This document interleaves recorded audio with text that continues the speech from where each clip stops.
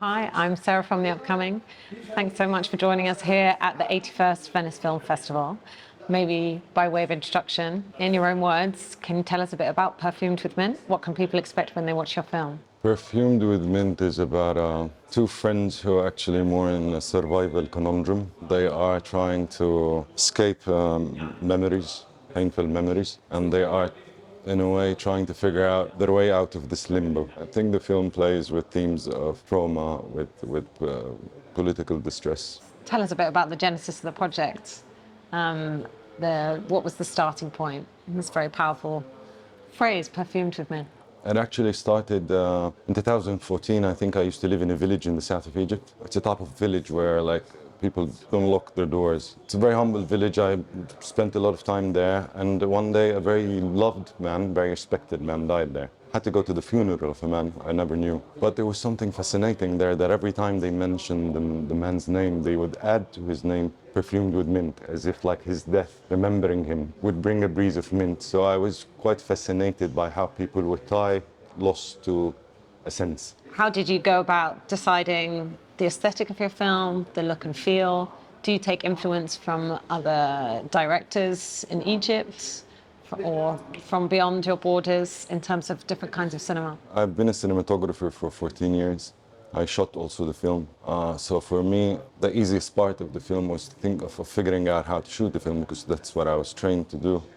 But actually to write and direct the film, that's what was more of a challenge for me. I think I'm more affected by literature than I'm affected by film. So I think there's a lot of poets and a lot of writers that affect me more actually than direct. How did you go about deciding who's going to be in your film, and how did you work with them to achieve your vision? The film has a sense of collaboration between all the people that worked in the film. We knew one another through the uprising and political events that happened in Egypt in 2011. We are more of friends than actually professional workers who are coming to work together. And because of this sense of friendship, that dissolved a lot of borders. So we knew one another. It was easy to work with one another. And also the way we produced the film, there was no that separation between in front of the camera and back of the camera. We all worked together. It was very easy to do that because everybody was involved in everything. In terms of balancing moments of realism with these more ghostly elements, what did you want to achieve with that and put those two things in contrast? I think trauma and pain by default denounce context. And that's what I felt if I can go to a space that is much more imaginary space. I think in that space we can talk because we're in a place of no authority and no authorship at the same time. So it's more democratic there, where I felt I can share with them more. And I feel the ghost in the film was somehow, it's not a spooky character that jumps between two walls, but it can be delicate as a mint leaf. And that from the leaf and from the death of that man, and from that, it felt like the plant was actually a very delicate thing to express their fragility and their pain and the darkness they live in. Thinking back to the shoot itself, what were some of the highlights, some of the challenges being in the sort of deteriorating city setting? You know, what challenges might have that posed? There was a lot of challenges shooting the film. There were, of course, production challenges, but there were also psychological challenges shooting the film, because the film is being shot in Cairo and in Egypt, and on the border of Egypt there is a genocide happening. So that also was very strong and tough for us, because we were not a film setup where people check between takes, what did we shoot? We had to check how many people died while we're taking this take.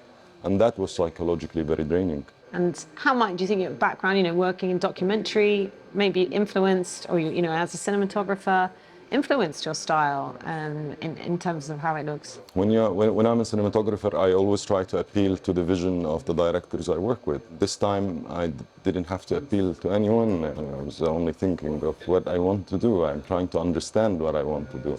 And for me, I feel like I always felt I've seen a ghost somehow. And then I was trying to bring, it's more like the set or the scene is more an idea of that if we can make an invitation for this ghost to arrive, to make the specter that we've seen before arrive to our set. So for me to shoot that really got nothing to do with anything that I've shot before. It was very different. And that's why I was so excited also to do it, because I really felt like I can do something I didn't do before. I can walk in lands I didn't never stepped before. And ultimately, what do you hope people take away from watching the film? I hope people get to understand that understanding pain is the best we can do. We can't change someone just because they're in pain. Yeah, I think we can only understand someone. And in that understanding, I think pain is the only thing that really unites people, that brings people together. I don't think there's another thing that actually could really bring people together. And I hope people understand that pain can get us closer and get us to be more compassionate and understanding of one another. And what does it mean to you to have the film here at Venice Film Festival? I think you come to these festivals hoping you can find a path for the work to move and circulate, and also you come for a little bit of self-confidence also. It's to come to show your work and to real audience and engage in discussions with them or hear their opinions, and that confidence also is very important because it's a process that writing films is a very lonely process. So coming to a place like this is a first step to come out of this loneliness somehow. You know, that shared experience of watching a film together that in this day and age gets a bit lost. It feels like film festivals almost have an even more precious place, particularly when you're surrounded by cinephiles. Of course, because also they are a social place where people can gather and do the same behavior. They are really a place because people can behave the same way somehow. And that, of course, is becoming more rare with the pace of life we're all living now. So it's very nice to be here between people and hear people's opinions. Some people like the work, some people don't like the work. It's very interesting to understand and hear these thoughts. You know, how do you see the health of the cinema industry in Egypt, and how do you see your film either being a part of that or in that environment, and I guess bringing it to a platform like Venice to share it with an international audience? I'm not very involved in the cinema industry in Egypt because most of my work comes from all over the world.